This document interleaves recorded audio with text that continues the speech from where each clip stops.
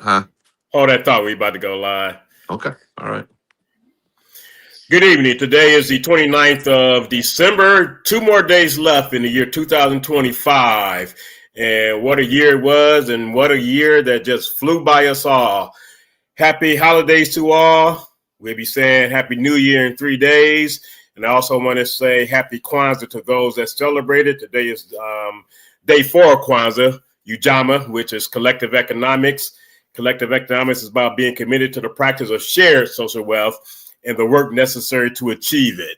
So again, collective economics, committed to the practice of shared social wealth and the work necessary to achieve it. And I want to bring two of my guys from the west side of Washington, the west side of Wayne County, eastern side of Washington County, in a 48197-48198, Ypsilanti, Michigan. My man's Brian Foley and Ricky Jefferson. I give Brian Foley an opportunity, tell the audience a little bit about themselves. But before we start, as always, when you come on to Detroit in Black and White, I want you to like, subscribe, and share. And as we will be going through the program, Brian and Ricky, comments will show up on the screen. You should be able to see them too. And we will engage the audience as the comments come across the screen. So we start with you, Brian. Welcome. Happy holidays.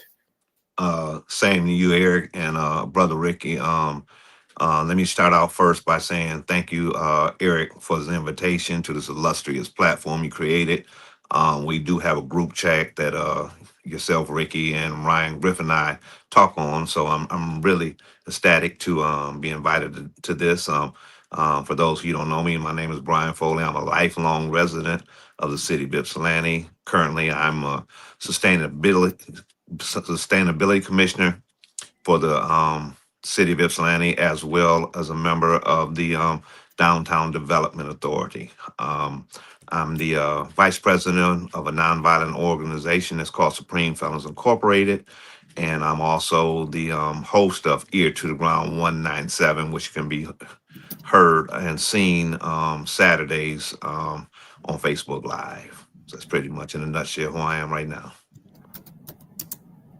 All right, Ricky, brother Ricky. Hey, good evening. My name is Ricky Jefferson. I am a citizen and resident, lifelong of Ypsilanti, Michigan. Ypsilanti Township is where I live now. It's just, a few steps. But anyway, I have been engaged in dealing with issues in the community. Didn't start out doing that because that's something I desired. Just people started calling me and asking me to do some things. I've definitely had a good run. I was telling them earlier, started in 1992, man. That's like, those days were virgin days for me understanding how the society works. But believe me, after being a city councilman here and a county commissioner here and being on several boards and committees, I've learned a lot about how to get things done and to solve problems in the community. So yeah, I'm just right now, I'm not doing anything politically, just kind of moving now in the community. I have 19 grandchildren, 5 daughters, and we all are, learning how to live better by talking to each other more. So that's been one of the things that I started doing within the last couple of years. So yeah, this is a time of where I'm kind of leaning toward convalescing more and less activity, but I can never stop. I always get phone calls. So good to be here with you, Eric. Thank you for inviting me. Hey, no problem. Appreciate you both being here. I mean, I've been on Ear to the Ground quite a few times on Brother Foley's show, and we've been on as a group, myself, you, and Brother Ryan. And Ryan might still come on, but he's a little bit under the weather. He didn't want to be hocking and coughing throughout the broadcast, so he may or may not join us. And one of the things I also do on my show is recognize those that are viewing and pay attention to the comments that will be coming on, because as we engage in dialogue, people will have comments and or questions. So I want to welcome a regular to the show, Mr. 1213. Good evening, Mr. 1213. Happy holidays. I know we chatted last Monday but you are a regular viewer, so I definitely want to acknowledge you and all that come on. I will be acknowledging them as they come on. So the focus of this show is just to talk about the year that was 2025. And then as we get later into the show, talk about the year upcoming. And I know in the pre-show, one of the things we were talking about, we always get caught up in the issue of crime. And I know you had a post out there, Brother Foley, on crime. But as I pointed out before we came on, people try and make more of an issue out of crime than what it is. And collectively, the whole county of Washington, I'm not sure how many cities are in Washington, but the whole county of Washington only had 7 homicides. I think one was in Ann Arbor, 2 were in Ypsilanti, or maybe 3 in Ypsilanti, 2 in Ann Arbor. The rest of the county pretty much not crime free, but definitely don't have a lot of deaths. And that's what, people look at metrics when it comes to socioeconomic factors. You look at crime and homicides, but either one. Well, you can start actually as Brother Rick, as a former elected official. How does that make you feel knowing that things are going right, at least perception-wise, when it comes to high crime and the highest crime of all being homicides? Oh man, I feel absolutely great. There was a time when I was the commissioner from 2016 to 22 that I was making the commission aware that they needed to change things on how organizations were funded that were dealing with the communities where there's a lot of violence, a lot of homelessness, a lot of early birth deaths, and those type of things. And so we created a equity ordinance in 2018. It had been sitting on the shelf since 2015. And so out of that equity ordinance, we ended up getting some money from ARPA. And that was the opportunity to change the way it was funding, who it was funding to, making sure that we had grassroots groups that were getting funded that could actually get into the homes and talk to these families, because the families were not welcoming of a lot of the organizations that were attending to their business. And it was just being given money and no results. I wasn't seeing any results on the presentations at the end of the year from organizations that was trying to help our communities. And now, since that time, Supreme Felons, Right Away, We the People Farm, all those dispute resolution, they all got funding. And they were all people who knew people in the community who could connect with people and talk to them to allow them to hear something before something goes wrong, or have solutions on how to live a better life, which was not happening before. So I know for a fact, because I watched the numbers and I talked to certain people in the community, that those organizations have been real effective in talking to our young men, our young women, and their mothers, and have been able to contact them when their sons are trying to get in trouble. And that has really reduced our crime rate as far as homicides go. I know that for a fact. So that is a great thing that I love to hear. When I hear 7, I was like, wow, it's way down from when we started. And I piggyback on that, because you mentioned ARPA, and then ARPA funds, and a lot of that goes away at the end of this year. So as it relates to you, Brother Foley, you have a CVI, Community Violence Interventionist organization, Supreme Felons Incorporated. I'm sure with regards to that, even though people are committing other crimes, homicides being that number being what it is, has to be something that make you all feel good, because a lot of what has happened in the reduction of crime in Washington County, particularly in Ypsilanti Township, is a result of what SFI is doing. Yeah. Well, thank you for that.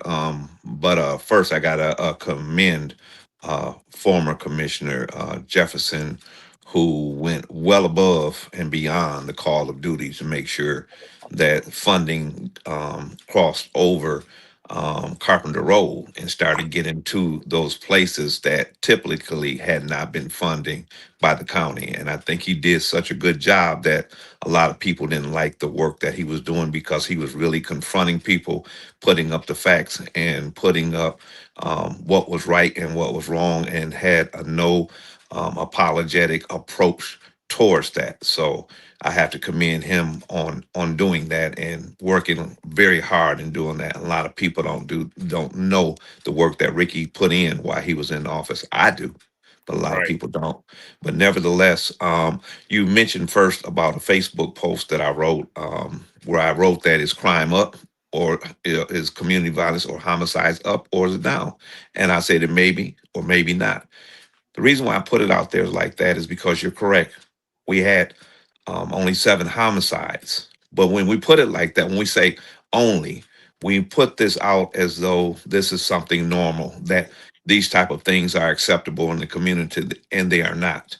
Um, in Ann Arbor, a place that where you don't have those type of homicides all the time. You had 2 of them this year. You had a young lady that was killed. I believe she was 15 or to 17 years Yeah, old.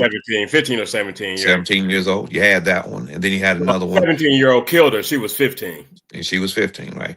Then you had another one by a young man, who his father actually grew up in my household, who was murdered in broad daylight. Those actually happened in Ann Arbor. So that type of violence. So my thing is that we can't rest on our laurels, because we had only 7.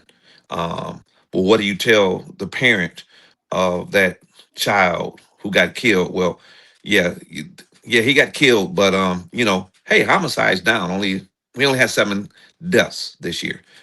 Um, that doesn't sound and doesn't sit well to me, when we still have these type of things. My goal is that we have none of these homicides take place within Washtenaw County, in particular the 48197, 48198, where these monies were intended to spend. And I must say we did a very good job of doing that, because we're talking about community violence intervention. And community violence and domestic violence are classified differently in the eyes of the law.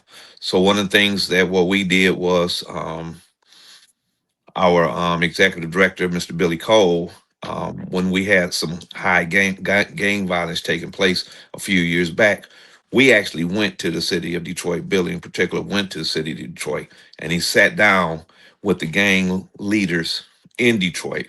Now, they call the shots from Detroit, and these are older guys, 25, 30, 35 years old. The gangs here in Detroit are, in Ypsilanti, these consist of younger kids, your 13s, maybe up to 20 years old. And these are kids who've been killing each other around here for years.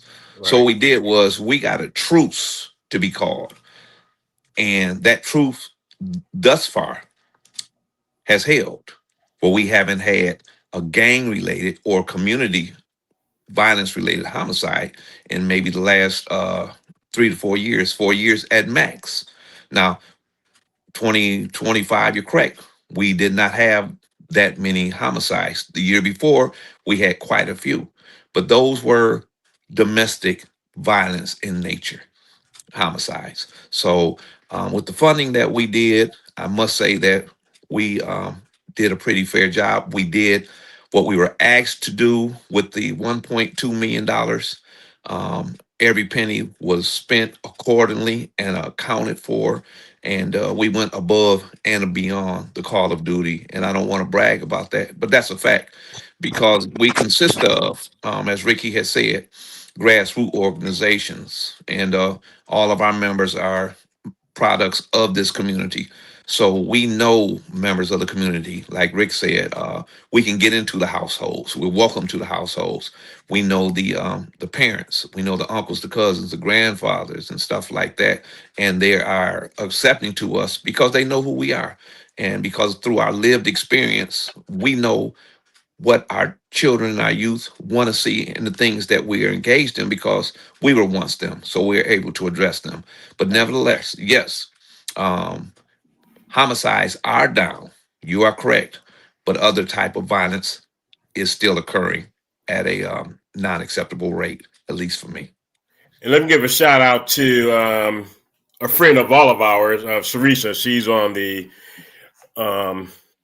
podcast viewing it. So too is one of my regulars, Miss Sheila, 2129. Then we have a Detroit Police Department legend, Ira Todd. He's also watching. And happy holidays to you, Ira Todd. Send some of that warm weather up here from Florida Florida, Arizona. I'm not sure if you're in Florida or Arizona. I know you're somewhere warmer than what we're experiencing right now. That's for sure, because the day was a doozy. I went out last night to pick up my son. It was 60 degrees. Today I go outside. It's 20 degrees, 15 degrees. I mean, that was a drastic change from last night to today. So as far as 2026, I mean, one of the things that, it seemed like every single day in 2025, rather, people constantly harped on the election of 2024. And I tell people all the time, what was your commitment prior to January 20th, 2025? Because talking about the election after the votes have been counted, the winner declared, does nothing. So hopefully in 2026, throughout the midterms, we won't be dealing with this constant, I'll call it Trump derangement syndrome. I'm not even a fan of Trump, but you just get tired of the same old, same old. Move the conversation to something else, because the election for 2024, November 5th, is not going to change. There will not be a new president until the 20th of January, well, at least sworn in, the 20th of January in 2029. So as far as 2025, what do you think was done? And either one of you can answer off the rip. What do you think was done too much that prevented forward progress, particularly in the Black community? Well, I'm gonna sit out and I'm gonna let the skilled person speak on that. I mean, it's too much focus, as you were saying, on the past election, the results, and not only the results, but the conversations about nothing is being done politically that addresses our issues. And that is not the way you solve problems. I mean, you have to continue to look at that, but figure out what is out there that can help us move forward. My sense of being a person who I am, the Democrats weren't doing anything but talking. I haven't seen around here since that election any progress on trying to come into our neighborhood and ask what are some of the needs that our children need, and that our seniors need, and that our homeless people need. So I haven't seen that at all. It's been almost a zero engagement in that area from our political candidates and politicians and those who are in seats. So, when there's no accountability, that's what I feel has to be built here, is a form of an organized accountability group that has the power to cause those people to come in and try to do something about our decisions. So, like I said, this year has been a year where I've been sitting back and trying to contemplate what that could look like and who that could be as far as members. But, there's a lot of discord, and there's a lot of unintelligence going on about who has the ability to get things done.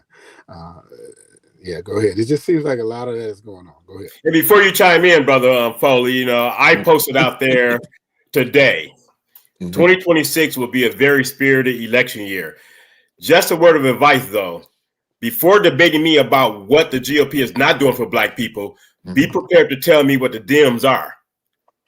And I mean that sincerely, because I get sick and tired of people saying, what are the Republicans doing for Black people? And I tell people without any pushback, they're doing the exact same thing that the Democrats doing for Black people. Not a goddamn thing. And I say that because if you look at the last 12 years in Detroit, nothing improved educationally, nothing improved with regards to poverty, nothing improved with regards to the employment rate, nothing improved with regards to absenteeism at school. It got worse. Nothing improved with regards to the adult illiteracy rate.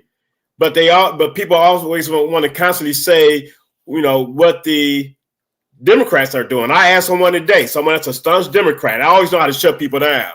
Give me one policy over the last 12 years, even in Detroit, that improved the quality of life of Black people in Detroit. You don't have a single person elected by the people in Detroit with anything other than a D after their name. So tell me, what is it that the Democrats are doing for Detroit? You have a poverty rate that's one of the worst is the worst in the country. You have a child poverty rate that's above 50%.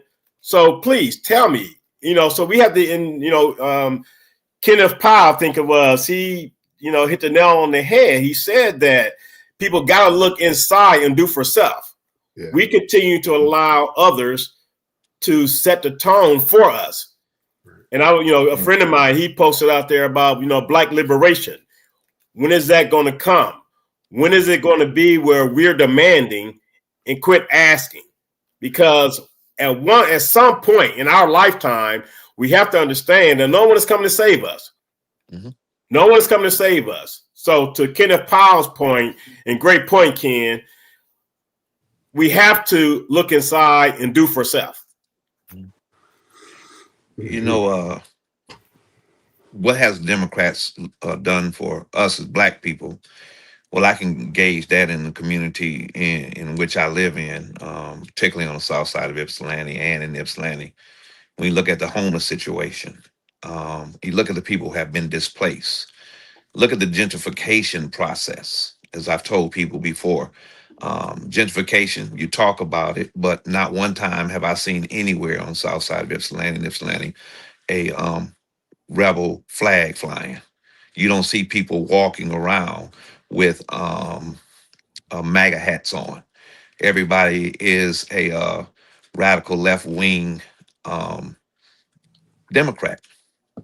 Those are the people who are displacing you. Those people who were displaced out of Ann Arbor, who now have moved into Ypsilanti, and now a lot of Ann Arbor politics is governing Ypsilanti. And like I say, you look at the homelessness. But as far as what you're talking of, the homeless situation, and you just take a look, and you can see a wave of persons not classified as Black in the area at one time that was 95% Black, because we can't afford to live in our own communities anymore. And we weren't prepared for that change to come apart. When you look at exactly what happened in the old West Side, which is now called Water Hill, look at what happened in Carytown. Those were textbook strategies on how to gentrify a city or a community. And the same thing, and the same people are doing that in Ypsilanti. But you see everybody led here. Everybody has a D after their name. One of the things that I had noticed in last year's particular election, it was just a glamour campaigns that were going on. It's a popularity contest. Few people actually have plans and strategies, and not only uplifting and better the livelihood of persons who are actually classified as Black, but nobody in the 48197, 198 zip codes had anything. So one thing I had seen was who could be friends with who could get in the most pictures, who could get into the most places to be, and whoever was the most popular person, those are the people who became your elected officials. So, you and I, Eric, we talk all the time about what have Democrats done for a person racially classified as Black. The same thing they've done before. Nothing. That's why we still stuck in the same conundrum that we are right now. But my faith is not in the donkey or in the elephant. Of course, my faith is in God. But at some point, we have to turn to ourselves. Now, we are not a monolithic community where all Black people think the same and do the same. But one thing that Ryan said, we're going to have to come together on unity and not necessarily on uniformity. You get what I mean? Not unity and not uniformity, meaning that we don't have to all look the same and do the same, but let's be uniform in our approach, because whether or not, whatever you believe, okay, when it comes and it looks that way, the way this Trump administration is functioning, They trying to wipe us off the board. And I don't care how much of a conservative Republican you want to be or how much of a liberal Democrat you want to be. You still getting your butt on that train and you getting up on out of here. If you racially classified as black, all y'all's going to go. All of us going to go. As Curtis Mayfield said, if it's a hell below, we all going to go. That's And it's my good you bring that up, Brother Foley, because on Friday, December 26th, when Kwanzaa began, and Umoja is the first day of Kwanzaa, which is unity. And I stated then that one of the things that won't happen in my lifetime, I just wholeheartedly believe this, Black people will not find a way to unify. And there's numerous reasons why I feel that way. At the end of the day, you have too many people that want to be the chief. Not enough people want to be the Indian. Right. Then you have an issue of once someone is selected as the anointed leader, you have too many people that have issues with that person being a leader. So there becomes infighting. So unity, Black liberation, and goes back to what Kenneth Powell said. It goes back to the fact of gotta look inside and do for self first and foremost. Until we can understand that, until people can accept their roles. I mean, I've been president of boards. I've been president of organizations. But I always tell people, I use we and us. Anyone that used the phrase I and me, and I tell people I have no problem saying that. That was one of my biggest problems with the mayoral election in Detroit. The person that eventually won constantly used I and me as if she'd done everything by herself. In my opinion, that's not the sign of a leader. And we also have to understand being elected to a position does not make someone a leader. They are elected to a leadership role. How they serve in that position is what makes them a leader.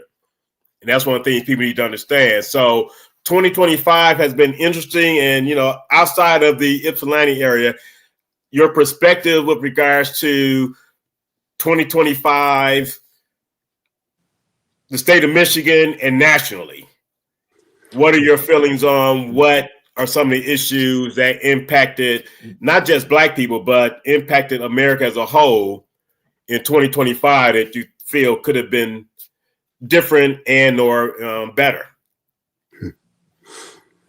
Well, I know from observing politics from the inside and then from the outside and going in without a clue on what it was really laying down. But the thing is, nationally and statewide, it's a different vehicle as far as who gets chosen to be elected to those seats and who is the going to be the backers of those persons, who's going to support and donate to those persons. And so what I've seen statewide is that there is a unofficial group of backers that will provide funding for candidates who are safe, who have a agenda that aligns with theirs, because all of us know if you don't have your own money, you're going to be bought by somebody. I mean, no doubt. Just look at how Hill Harper ran. He ran a great campaign without taking that money that comes from those unofficial funders that I speak of, who actually are the elite that deal with this state as if it's their own. And hold that thought for a second, Ricky, because I just want to interrupt you for one moment. Yeah, go ahead. People often ask me about moving back to Detroit, running for office, or just running for office in general. My biggest problem with running for office is, one, you have to declare a party because it's hard to win as an independent. And number two, I'm not a go along to get along type of person. If I feel something is not right, I'm not just going to go into the state house, the state senate, and because of a letter after my name, I'm just going to say, hey, I just don't roll like that. And I think that you made a very, very significant point. If you don't have your own money, then you're bought and sold. I will never forget a political consultant. This happened maybe about 6 months ago. He saw something I wrote that was negative about Whitmer. Number one, I didn't vote for Whitmer. So why he tried to come at me, I have no idea.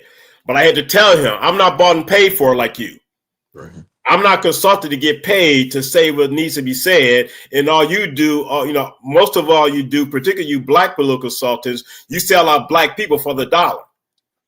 You go to the highest bidder. It's all about the money for you. So you have a vested interest to kiss the ass of a politician. I don't. I'm not bought and paid for by them. I remember years ago when this was many years ago, and I first met Sam Riddle when I was doing a lot of writing for the Detroit News, and somebody introduced us. And he's like, I know who you are. I don't always agree with you, but I respect you and your opinions. And that's what people need to understand. An opinion is an opinion. I had to tell someone yesterday, I don't post stuff to say that I'm right. I post stuff to give people an opportunity to think. Critical thinking is a lost art. It's not right or wrong. I'm giving you a different perspective. Same thing I did when I was writing for the Detroit News, the political blog session for 12 years. I'm just trying to give people a different perspective to see things another way, because if you're going to come back at me and say, well, I don't agree with that. Okay, tell me why you don't agree with it. We can have a dialogue, but I'm not going to waste my time with someone that's regurgitating or parroting something that they heard. I never forget, last March, someone was telling me about March of 2024. Someone was telling me about the Project 2025. I say, did you read it? He's like, no, I read the Cliff Notes. I say, Negro, ain't been no Cliff Notes nowhere in the last 20 years. I'm not sure what. I say, in the conversation, I'm not going to waste my time with you because you're parroting all that you heard. And what you are parroting is inaccurate. And so we just have to understand, we have to do our own research first and foremost. People are like, wow, you spend all that time doing research? Yes, I do, because I vote for the person, not the party. Mm-hmm.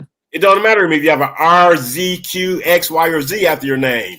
I'm going to do my research on who you are. And if I'm comfortable voting for you, because I'm not a single issue voter either. Yes, I care a lot about education. If you're not talking about education, then no, you're not going to get my vote at all. If I have not seen you in any of the platforms you've spoken at, any of the platforms or events you've been at, and you don't bring up education and the pathetic literacy rate in these urban communities, you will not get my vote. So, so it's all about, so don't come at me saying you are considered a political analyst. How can you say that about the governor? Well, for one, I didn't vote for Whitmer, so I'll say what the fuck I want about her. And number two, who are you to tell me what I should be saying about her? I'm not being paid, I'm not bought by her or the Democratic Party. Yeah, it's a thing that I don't tell a lot, but I have had in my hands straight up evidence that there's one party. What I mean by that, there you go. Left wing, right wing. You right. Yeah. What I mean by that, there was prominent names on this letterhead from both parties. Yes, sir. Something very significant. And, yes, sir. Speak, Rick. Dealt with a whole lot of money and positioning. That was 20 years ago. Mm-hmm. So, it's like what you're saying. At this level, in the state level, and then at the national level, it's the same thing. Say that again, Ricky, because you said 20 years ago. I don't think the listeners heard that. You didn't say yesterday. You didn't say last year. 20 years ago. Right? Yeah. So that speaks to the fact that at the end of the day, right wing, left wing, same bird. Well, listen to what they put out, and what we heard. Donald Trump was a Democrat, and speaking on running for office, that if he ran, he would run as a Republican because they would believe anything he said. So you can switch whenever time they feel like it. And whenever time, So it's like it's one party. It's all about that money. Yeah. And so the thing is, Eric, like you were saying, man, dealing with Governor Whitmer and her policies that she's done in her last term here has not been as accountable as she was in her first term. Right. Yeah. Yeah. And before you speak, Brother Brian, let me recognize some more of our viewers. Karen Winston, thanks for joining me this evening, and my guests, Brother Brian Foley and Brother Ricky Jefferson. Also want to welcome Dwayla Boys. Both Karen and Dwayla are regular viewers of not just my program, but the other four shows on the Detroit Black and White channel. And I mentioned Karen Winston already. Kenneth Pye has been very active in participating in the conversation. And good evening to you as well, Dwayla. Go ahead, Brother Brian. Yeah, you both are correct, and thank you for bringing that, Rick. The business of America is a business, and we can never not forget that. the formulation of America was a colony. They came over for business, and it's still business. And you're correct. You have a left wing and a right wing, and it's one party. That's the American party. A bird cannot fly without two wings, and that's what keeps America balanced. You get what I'm saying? They switch sides all the time. A lot of people don't know this, but I used to be a member of the Republican Party. Right. Well, I do. Um, I a lot of people don't know that years ago. You know what I'm saying? I left the party when Bush two came into office, and I have been an independent ever since. Although I have voted the majority of Democrat locally and as well as on the national scene. But nevertheless, when you look at Trump, right, probably one of the most unethical people that you have ever seen. You get what I mean? Just vile, just a nasty man. You get what I'm saying? You got to say uncouth. Uncouth. You get what I'm saying? All that, and you get what I'm saying. But look what he's getting done, and look who he's getting it done from out of ignorance. But when people start talking about that, when Obama was elected, right?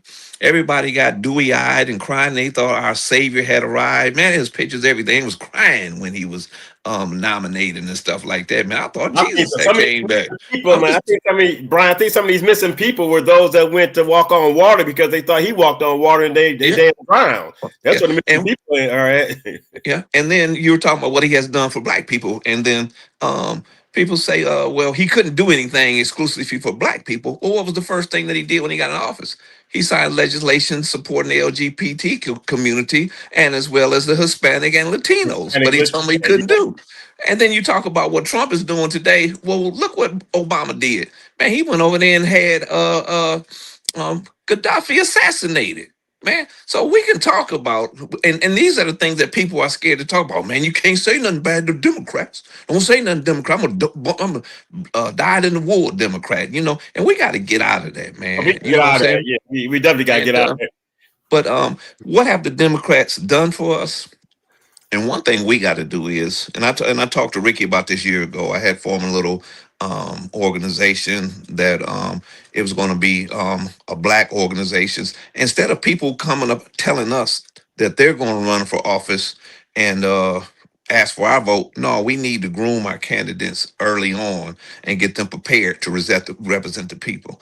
And we need to sit our people down if they're running for office, talking about they representing us in our community. We need to get them together before they even put their name on the ballot and do those things. Because when you look at it, Eric, you hit a little bit and maybe change gears a little bit. When you look at, I think, Ricky, you were the second class to go through the new Ypsilanti High School, if I recall right, when they were first built. Class of 77. Two classes went at the same time. 8th and 9th graders went up to the 9th and 10th. Yeah. Ypsilanti High School was the school to be. Folks came from all around, from everywhere to attend Ypsilanti High School. Rick, you remember we had 2 football teams and 2 basketball teams at the freshman level. You had the purple and the gold teams. I was in Eastern Michigan, Brian. Ypsilanti, and I was there in the, mid 80s. Ypsilanti High was the place to go. But look at the graduation rate. Look at the literacy level of Ypsi right now. I mean, Rick, it's embarrassing from the time. You wouldn't notice this is the same education system that you and I came through. Same with Mount Clemens. It's interesting you bring that up, Brian, because same with Mount Clemens. Mount Clemens is one of the worst school districts in the state now, and Mount Clemens was similar to Ypsilanti. Tier 1 educational system.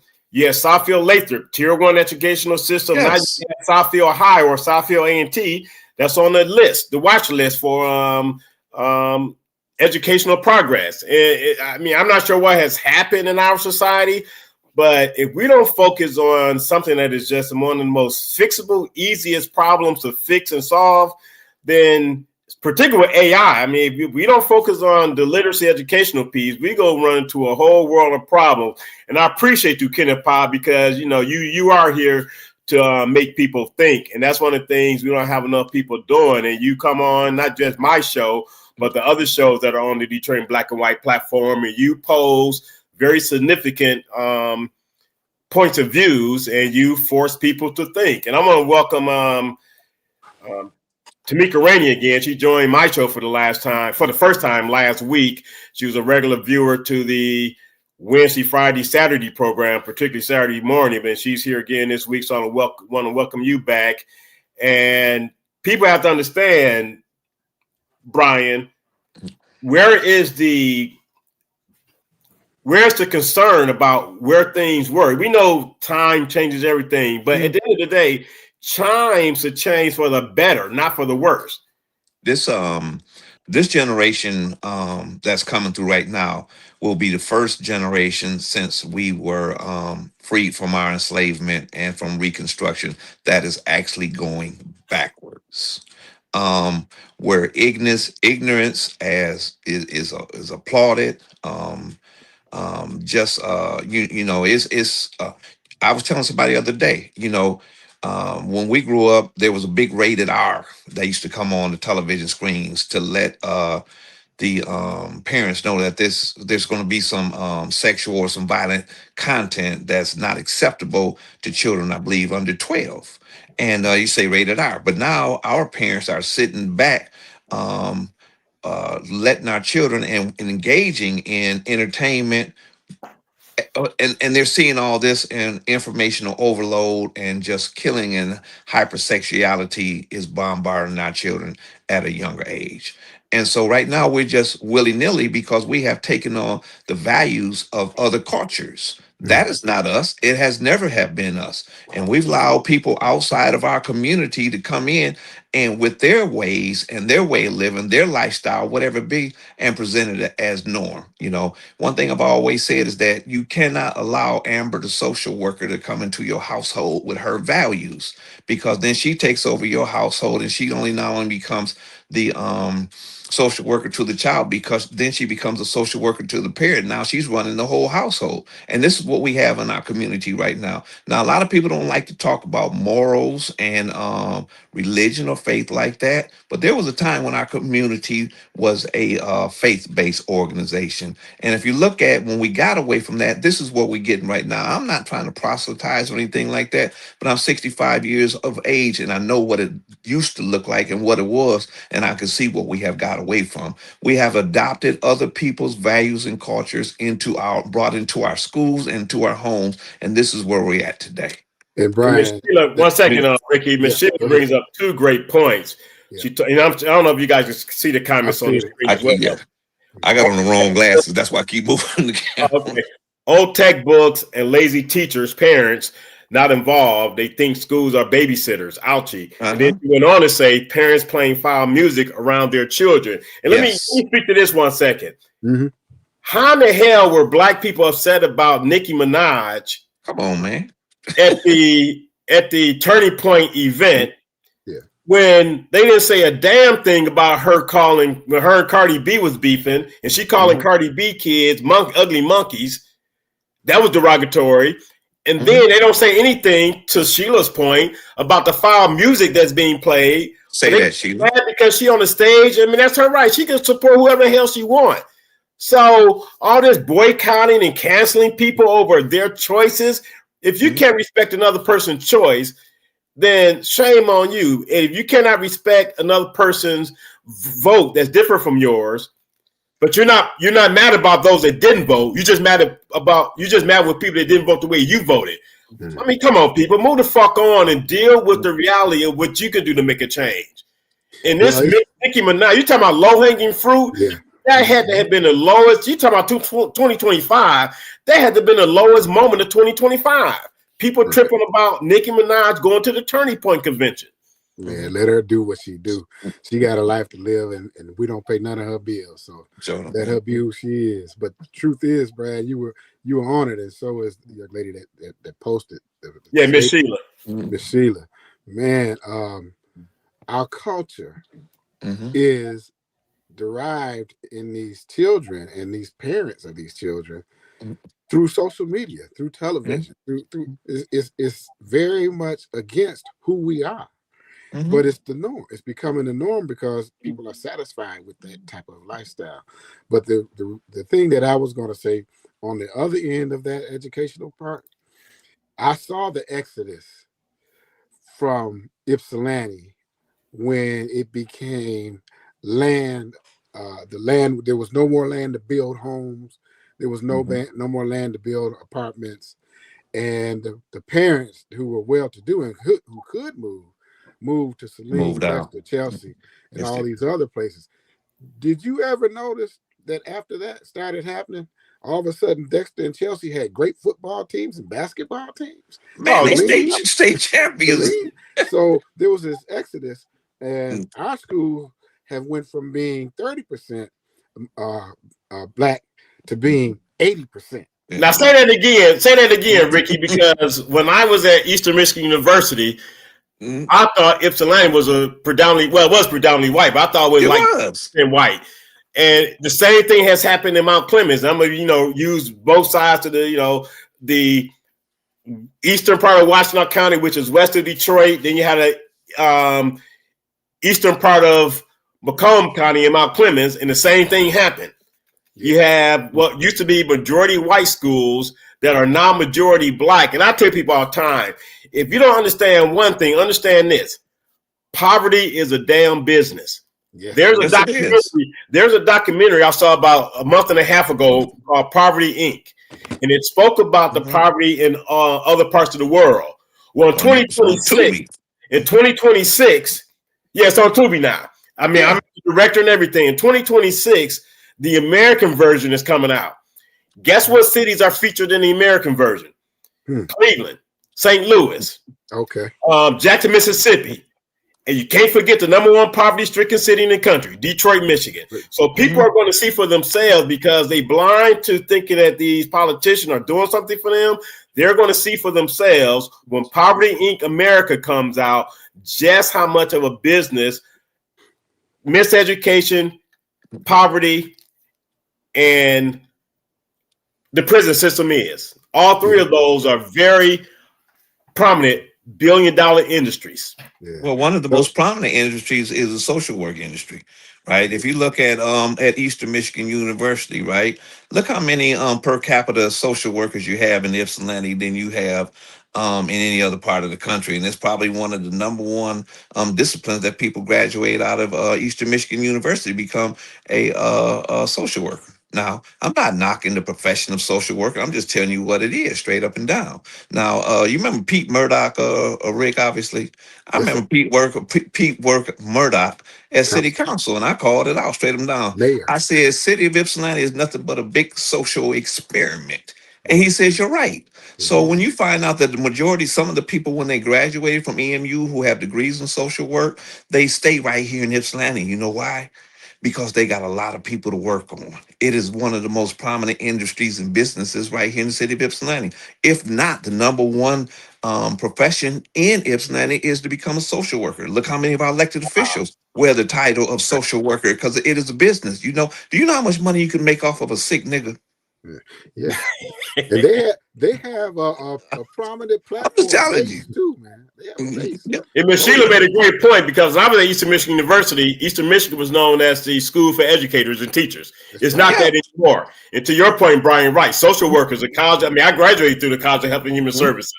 And the most prominent program in the College of Health and Human Services is the social work program. It's not even nursing. It's a social work program. So just like what you said, poverty is a business. It's a business. Right? You can make a whole bunch of money off of people right here in Ypsilanti, and you better not uplift them, because who wants to help somebody because you're going to work yourself out of a job? Right. Let me acknowledge some of the stewards again. You know, James Jeremiah Beasley Jr., frat brother of mine. He's a prominent advocate for education like myself.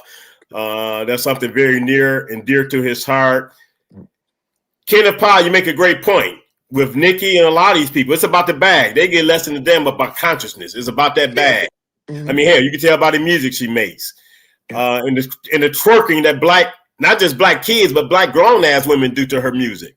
Miss Sheila, she's trying to get a pardon for her husband. I didn't know it was an issue with her husband, so it might be why she's kissing the ass of the Democratic Party. And Sharisa, I had to. Let's see what Sharisa's disagreeing about. One of y'all stepped on her toes. Well, I said I had nothing against the profession. I told you straight up and down. Right? I disagree with the social work. Yeah, to be that we have to make money. So I didn't say it, Sharisa. So you ain't That's got. all right. I can take. Well, let me hit you with this. Well, let me hit y'all with this. Yeah. Well, let me hit y'all with this. One of the major manuals of the She social said they don't make services. money, Brian. She said you lying. They don't make money. Huh? They what? She said they don't make money. Stop the lie. Okay. Oh, okay. All right then. No, I not guess at they her doing level. it. I guess they work pro bono just like me. But nevertheless, okay. Yeah, they were the right group. Yeah. But let me hit you with this. So the DSM-5 is a manual that the For mental health. yeah, exactly, for mental health, and is one of the main manuals of the social service industry. Right now, there is and I dare anybody to go Google it, and you will see it for yourself. Right now, the American Psychological Association, who wrote the DSM-5, admitted that their discipline is racist. And they printed an article. I think of it consists of maybe 30 or 40 things where they apologize to the African American community by misdiagnosing them and everything and what have you. You know what I'm talking about? They actually put it out, right? So much so that they apologize for the way they have been treating persons of color, right? Through those disciplines, sociology, psychology, as well as psychiatry. Okay. They apologize. This is not what somebody else said. I'm telling you what they did. They admitted that they had been mistreating and misdiagnosing and abusing Black people in their own writings. Now, I'm gonna hit y'all with something, right? I don't know how far y'all want to go. Before you go on, let me tell you, again, Sharisa, I didn't say all this. And Brian might need some of his Supreme Felon Incorporated people around him, because it looks like you're going to need some protection next time you see Sharisa, Brian. Well, that's fine. We've been doing this for years, okay? But nevertheless, because if I'm saying if all of us agreed, then somebody wouldn't be needed, okay? One of us wouldn't even be here if we agreed on everything. But what I'm just telling you is what you can go research for yourself. But let me tell you something like this, right? When we talk about racism and our former enslavement, right? There's a person that we always talk about, and that's the white man, the white man, the white man, the white man. Nobody talks about the white woman's role in slavery and racism, which is white supremacy. Do y'all recall when the Ku Klux Klan kind of went out of business? They went away. Do you know who restarted back up, Rick? The women's. They were called the Women's Auxiliary of the Ku Klux Klan. And they had okay, right. Now we gonna go somewhere. I don't know how far you want to go down this rabbit hole, but tell you straight up now, nobody ever talks about the white woman's role in racism and in our enslavement. She played a major role. She did the choosing. She did the matchmaking. She decided who was gonna be who and who was gonna be where and who was gonna do that. Right. So nevertheless, they reformed the Ku Klux Klan. Was called the Women's Auxiliary of the Ku Klux Klan. Pull your phones out while y'all sitting up there and Google it, and you see they had bigger pageantry and a larger membership than the men's Ku Klux Klan. Right? They did not go anywhere. But Google what profession they went into. I'm talking about 1920, 1930. They all went into the teaching and the social work profession. These are your people leading your people right now. Y'all don't even know that because you're so focused on Trump, but you're not paying attention to Hillary. Okay, don't let me go too far on it. Oh yeah. Because I tell people all the time the Clintons were not their friends. Neither were Trump. Okay. We had numerous conversations about Joe Biden, but yeah, neither the Clintons nor Joe Biden were their friends. And Orgs, who's a regular on my show and the other shows, and soon will be co-hosting with me in a few shows in 2026. And do you know your guest nailed it? He said, "Let's build our own candidate, and that should be our primary goal for 2026." Yes. Also, this is the work that we were referring to in our message to you earlier. So yeah, he reached out to me earlier, and again, people will learn more about them next year when they co-host a few of my shows. But from the time I've gotten to know Park Wars, from co-hosting the other shows on Detroit in Black and White, they are always on point. And I'm looking forward to meeting them formally because it's obvious they have an insight on Detroit politics. They have an insight that needs to be told, and they are not afraid to say what needs to be said. And that's what people don't understand about me either. I have no problem saying what needs to be said. I have long gotten sick and tired of telling people what they want to hear because pacifying does nothing but make you complacent. One of my favorite lines from A Few Good Men when Colonel Jessup is on that damn stage, on that stand, and he says, "You can't handle the truth." That's our problem as a people. Yeah. Black people cannot handle the truth, no matter what it is. I mean, look at the situation at Kentucky State. Look at that situation. No matter how you look at it, that father, I don't give a damn what nobody say, that father did right by his damn kids. The grand jury felt that he did right by his kids. They chose not to indict him. And the one thing that a prosecutor can do in almost any instance is indict a damn ham sandwich. That grand jury was like, no, there's no way you're going to indict this guy. He was defending his kids. The school failed them. The community failed them, being the school community. When I say the school, I'm talking about the administrators and the public service. And I'll be talking about this on Wednesday as a guest on the Wednesday edition of Detroit in Black and White, because there are so many things that went wrong at Kentucky State that led up to that incident of the young kid being shot and killed, another kid being critically injured on December 9th. And we talk about that more on Wednesday when will be a guest on the show for the Wednesday edition of Detroit in Black and White. But at the end of the day, if we cannot find candidates to build up, because those that are in office damn sure are not. You wouldn't have had John Conyers in office for 50 plus years, John Dingell in office for 50 years, Nancy Pelosi finally hanging up. I don't know when Bernie Sanders and Elizabeth Warren, James Clyburn, I mean, the list go on and on. Those people need to hang it up. The founding fathers did not mean for Senate and congressional people to be in office for a lifetime. They have bastardized even what the founding fathers of America looked at when they thought about politics in America. Well, not just politics, but representation in America. The system has been bastardized. If you have a term limit system for the president, well, damn it, make one for the legislation that is Congress and Senate as well.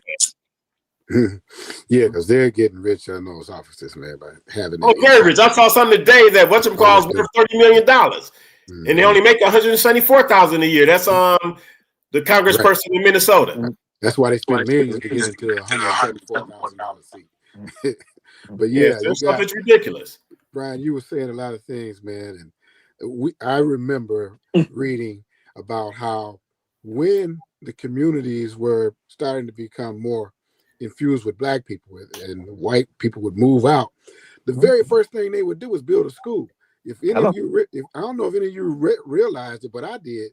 Right out there on Cherry Hill Road, there was a school built there before that housing community was built there. Yeah. Mm-hmm. That's what Brian was talking about. Cherry Hill what? It's a school off near Cherry Hill. Oh, you talking about Cherry Hill or not? You're not talking about Ridge and Geddes, are you? That's what you're talking about. That area. Yeah, Ridge and Geddes. Yeah, you talking about Ridge and Geddes. All those new homes are built. The new. And then they built the school. Right? They built the charter school right there. The school was built there. Yeah, the school was built first. Then they built the community. So if you read Color of Law, that was the pattern. That's right. Because it wasn't about so much black people and black men with women. It was about their kids mingling with us. Because they built a new skyline before they built the community out that way. But then they said with too many people in Ann Arbor, we need another high school in Ann Arbor. Yeah. Bruh, they built the school first. And if you go out in Ann Arbor Township, man, go out Pontiac Trail Drive out there, man, go up there. You're gonna be like, what the hell? You get what I'm saying? Look at who you think they building all them housing out there, Brian. Let me say this one last thing. Go ahead, Rick. When I was helping with those ideas about how to get grassroots people in to deal with our children and giving funding, I got 2 phone calls from 2 prominent people saying, "We hear you giving money to black people." Yep, I remember when you telling me that. I'll leave that right there. Hold And I on. remember, You I remember I remember you telling me, and I remember who you told me who said it. What'd you say? I said, I remember when you told me, and I remember who said it. No, Right? Eric said something. What did you say? I was just tripping. Who else are you supposed to get your money to? Yeah, and guess what? When I added it all up, that ARPA funding that was helped to get these people into these positions, there was 66% of that money that went to white managed organizations. Yep. 33% went to black. Now, you're right. I was trying to get money to black people. I was trying to help the impoverished neighborhoods, the impoverished communities. If you happen to be black, that's just what happened. You just happen to be black. So we got a couple minutes left. Both of y'all go to you first, Ricky. With regards to 2026, what are some of your predictions for 2026, particularly the gubernatorial race? Yeah. Oh man, that's going to be a tough one because you have a very slick player that's turned independent. Remember, I said they change whatever they want. He's going to be a hair in their butts right there, man. And if he wasn't there, I would tell you that Jocelyn Benson is going to win this thing. But it's still up in the air now because of the way he can maneuver and get funding and candidates that donors that know that he will put their agenda first. In other words, he could be bought and paid for. Well, not just that. The narrative about him saving those black folk in Detroit is going to help him across the state as well. Yeah, that's true too. You got that right. That narrative, man. I don't know how people can believe that when you look at the numbers you put off on this. Oh, you can look at the numbers and know Detroit has not been saved. Yeah. What about you? I see that, but it's right. I think it's going to be a Democratic run for the 26. Yeah. Yeah. Well, I'm gonna tell you like this. The song said, "Papa might have, Mama may have, but God bless the child who has his own." Now, I'm gonna tell you like this: if you're not gonna be a homeowner in Washtenaw County, you will have to find somewhere else to be, right? Because in order to live in Ann Arbor and slowly coming here, Washtenaw County, due to age of information, you're gonna have to make at least $150,000 a year. Now, they created some affordable housing, but affordable who? They ain't affordable to you. Trust me on that. So you're gonna have to get yourself together around here. And like I wrote in my post, it ain't the police causing the problems. It ain't the Democrat causing the problems. It ain't the Republican causing the problem. It's persons that I'm gonna put us out here, all three of them on stage. It's persons such as Ricky, Eric, Ryan, and myself. We should have taken this stage and taken this platform years ago and went out into our people. But it ain't too late now. Yeah. Eric, you keep on doing what you're doing by promoting education, what have you, right? Because you ask about politically, to me, it don't make a difference who coming in the office, whether it be Republican or a Democrat. If you ain't got no money living in America, you're going to have to find somewhere else to go. So it don't make no difference. This is a capitalistic society, irregardless of how much people want to turn it into a socialist led form of government. It's not going to happen. America has always been a capitalist, socialist government to help those least amongst us get through. But it ain't for us because we have been so accustomed and become a way of life of living off of welfare. But now that system has changed, that you're going to have your own or you're going to have to starve. Two things you're going to have to learn how to do. You have to learn how to steal or you're going to have to learn how to beg real good. Again, great show. I want to thank you, Brian. I want to thank you, Ricky. Happy New Year to the both of you. Miss Sheila, Kenneth Powell, Mr. 1213, Park Orgs, Sharisa, definitely got to thank her for her contribution. James, Jeremiah Beasley, Karen Winston, Tamika Rainey, and some I can't see. I can only see those, and my apologies, I can only see those that are on YouTube because I'm not on Facebook. Some of the ones from Facebook do show up. Karen Winston, Duela Boys, a regular. I want to thank you all for joining. This is my last show of 2025. I want to thank all those that have supported me throughout the year since I've been doing this. And I think I started having my own program right before my birthday back in September, maybe a little bit before then. So for all that have been following me, enjoying the show, I think Ira Todd definitely have to give a shout out to the legendary Ira Ty, Angela Browder, Someone, Sharice, I mentioned her already. So again, I want to thank everyone for joining me this evening. Wish you all a happy new year, a prosperous 2026. And a lot of what we do, we cannot do without the support of others, because this is not a one-man show. All that I do is not a one-man show. All that Ricky does is not a one-man show. Mm-hmm. All that Brian does is not a one-man show. And definitely, I mean, you mentioned domestic violence, and that's one of the most prominent things that Teresa is known for. She has a major initiative that revolves around domestic violence. So got to give a shout out to her. The situation that happened on Christmas Day in Southfield, Michigan was a result of domestic violence situation. Ended up 2 men shooting at each other, killing each other, and that whole situation could have been avoided. I mean, people have to learn how to deal with conflict resolution. Again, 2 families ruined due to some foolishness. So again, to all that joined me this evening, have been following me, thank you. Could not do this without you. You all listening to me is enough of a humbling experience for me to know that I'm worth your time for you to take out of an hour every Monday at 8:30 p.m. to listen to my show. So I appreciate you all. See you all next year. Peace and love. Happy 2026. Hope it's a great one for everyone. Good night. Yep, peace. Thank you.